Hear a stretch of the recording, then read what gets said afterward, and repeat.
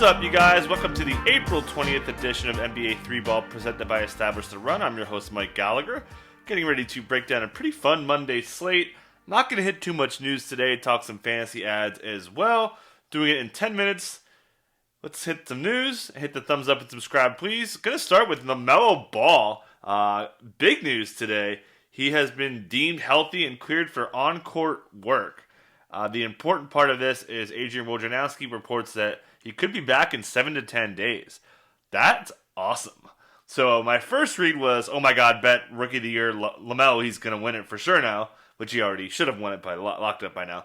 Anyways, and the other thought is, this obviously affects the rotation, sure.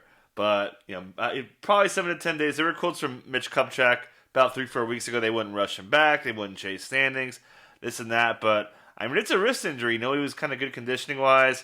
It's pretty encouraging to read the way that it was phrased. So, yeah, definitely. This is what I was saying the whole time when it went down, that, he could be back at some point this season. So, but you probably won't get him this week. But, man, next week he could be really out there and balling and putting up big stats. And I'm excited for it. So definitely pick him up, and we'll see what happens after that. Let's get straight to the basketball action. Start with the Pistons and a couple of career games here. Tyler Cook balls out in the first unit. First career start, drops 12. But Killian Hayes, awesome game. Career high 12, 9 assists. That's a career high. 33 minutes is the big number, jumping up from 27. I was thinking like 29, 30. But great game, in control the whole game. Makes great passes, entry passes. He's got a really nice passing game. His offense isn't quite there, but good matchup today. Came through. Pretty tight on the bench. Frank Jackson continues to get minutes late in this game. Dwayne Casey loves him, calls him a two-way guard for them. Trusts him as a shooter, despite how he doesn't really have good shooting numbers over his career. But yeah, they're looking pretty good. Pistons will probably be resting guys. Corey Joseph out with bronchitis. Mason Plumlee definitely droppable. And obviously Isaiah Stewart. It's not like the fact that I'm saying Isaiah Stewart so far down shows how good he is. 18-16, 3 steals, 3 blocks. What a league-winning type of a player he's been. Sexland was popping for the Cavs with 23 for Garland, 6 dimes, also 28 for Sexton. Really nice bounce back from him. They're great. They're pretty good statistically, not great defensively. No Larry Nance, so we got a little bit more of the Hartenstein. Kind of overshadowed everybody else. Played pretty well here as Allen. Still a little bit of a cap on him. Hasn't really been totally unleashed. Kevin Love didn't have any threes, but the minutes are secure, and you like to see that. Bulls get the win. Nikola Vucevic just went all over the place, especially early. Finishes with 29. Yeah, no Levine. They're just going to dump the ball to him all day, all night. Kobe White, pretty good as far as passing. I didn't watch too much of this game, but wasn't really good, efficient. Had some nice runouts and everything. But yeah, get the ball to Vooch, get easy shots for him, and you're going to be all right as far as point guard goes. Garrett Temple's minutes are up again. To really cut down the bench. Thad Young certainly going bye-bye. Daniel Tice, revenge game. Pretty solid as usual there. Celtics dropped this one. Didn't have their starting backcourt with Kemba and Marcus Smart out with illnesses. It looked like Smart was going to play but got scratched. So yeah, Peyton Pritchard filled in pretty nicely here. 14 points on good shooting, 3 dimes. You take that all day if you're streaming him. Semi Ojeleye didn't really do anything. It was kind of a mixed bag between him, Grant Williams, Romeo Langford. But again, these guys should be back. It is worth noting that Jaylen Brown did hurt his arm late in this game, so would expect him to be on the injury report coming up. I don't know the severity at the time of this recording, but it looked like he was kind of just in some discomfort. But again, he'll probably be on the injury report. Warriors get the win. Stephen Curry again. Double-digit threes. 4th time in his last 5 games. Just ridiculous, man. 49 points. It's honestly not even worth talking about. Although Doc Rivers putting his brother on him was questionable, put it that way. I thought the big takeaway for me was Kevon Looney was pretty good. 15 boards from him. Thought he defended Joel Embiid really well. Better than most people have defended him. Steve Kerr talked about Looney's defense lately and being a big part of playing well. And he has been playing pretty good ball for them. Kent Bazemore, bye-bye. 14 minutes, didn't play well. Kelly Oubre came back, but it's actually Damian Lee who really soaked up most of the minutes. Somewhat surprisingly, we saw Mark Mulder kind of fill in for the Toscano Anderson minutes as that next man. I thought it was be Gary Payton, so I was wrong on that. Jordan Poole, also another guy that can kind of go bye-bye now with Kelly Oubre back. I expect Oubre's minutes to come up a little bit next time. Sixers certainly missed Tobias Harris and Ben Simmons here. They've got a back-to-back coming up on Wednesday, Thursday. Would assume Ben is back for that one. Tobias, maybe. They have Thursday against the Bucks. They're going to probably want to play him in that one.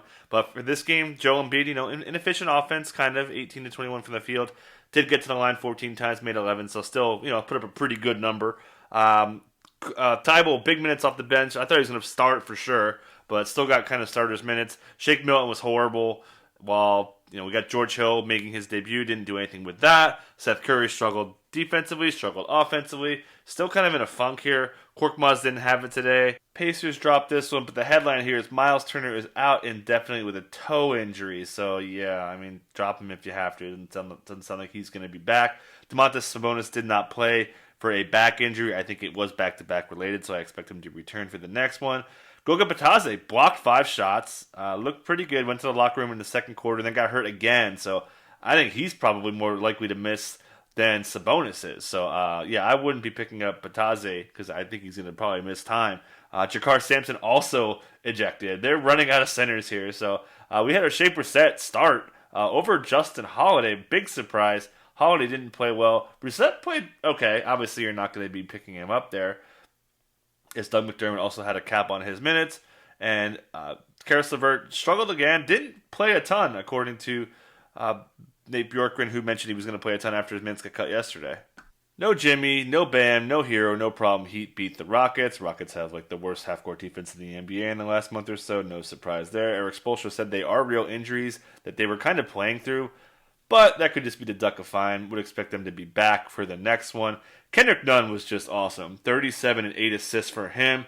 6 threes. Really was the focal point of the offense with Jimmy and Bam out. No surprise. He's just been really, really effective since Oladipo went down. So props to anybody who picked him up after that news. Andre Iguodala, kind of an absurd line. 16, 7 assists, 2 steals, 2 blocks, 4 threes from Andre Iguodala. Trustis Achua also locked down the center minutes with 29 of them without Bam. Dwayne Dedmon behind him for 19. Both guys played pretty well here. Again, really good matchup for them. Ariza, not a great scoring line, but the minutes look pretty secure right now. Rockets do get John Wall back, play him 30 minutes. Played great early, didn't do really anything in the second half. Kevin Porter Jr. pretty solid for him, 18. With Kelly Olynyk, kind of a disappointing revenge game after he was playing so well coming into it. Didn't really get the ball handling with Wall there, obviously. And Jayshawn Tate's been so fun.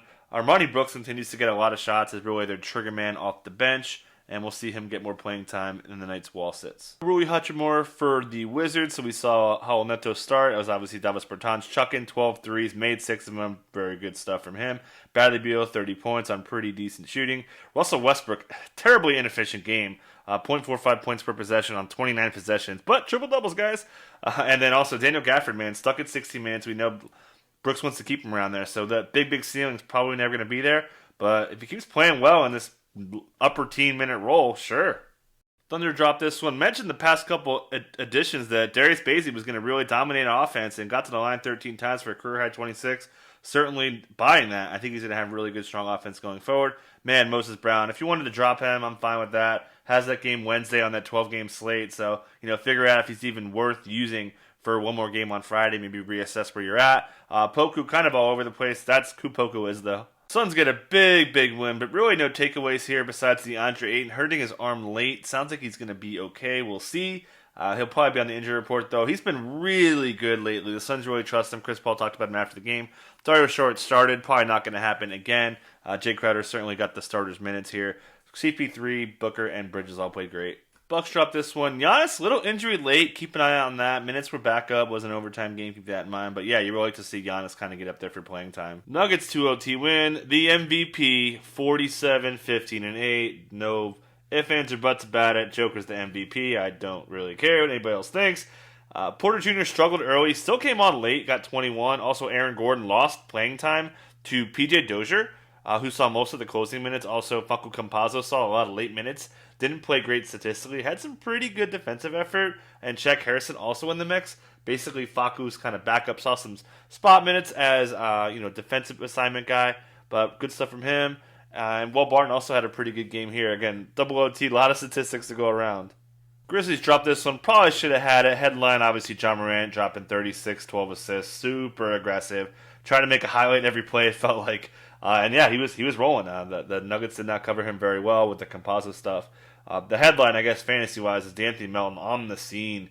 41 minutes, 25 points, 8 boards, 4 dimes, 4 steals, 6 threes. He's pretty much must-add after this, outplaying Desmond Bane significantly. Also, Xavier Tillman, another firm pickup with Valanciunas out for a concussion. Maybe he misses more time, but held his own against Joker. Joker just outcrafted him. Joker's insane. He's the MVP. But yeah, I'm definitely into picking up Xavier Tillman. Not going to cover the Jazz smacking the Lakers. Get to the ads page. Yeah, 2 Grizzlies up top. Xavier Tillman, D'Anthony Melton. Take your pick. I think both are really good picks. I prefer Tillman. I think he is a little bit more secure in the short term. Big men, a little tougher to come by these days, so I would prefer him if I can only have one. We see Melton kind of go in and out, but both are absolute must pickups to me.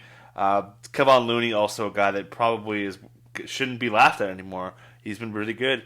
Killian Hayes, I would have him towards the top, but possible back-to-back rest. Frank Jackson also kind of locked into his role, it looks like, in case he loves him. And then super-duper deep pickups, more streamy. Tyler Cook if Jeremy Grant's out. And O'Shea Brissett maybe starts again. That's it. Catch you tomorrow.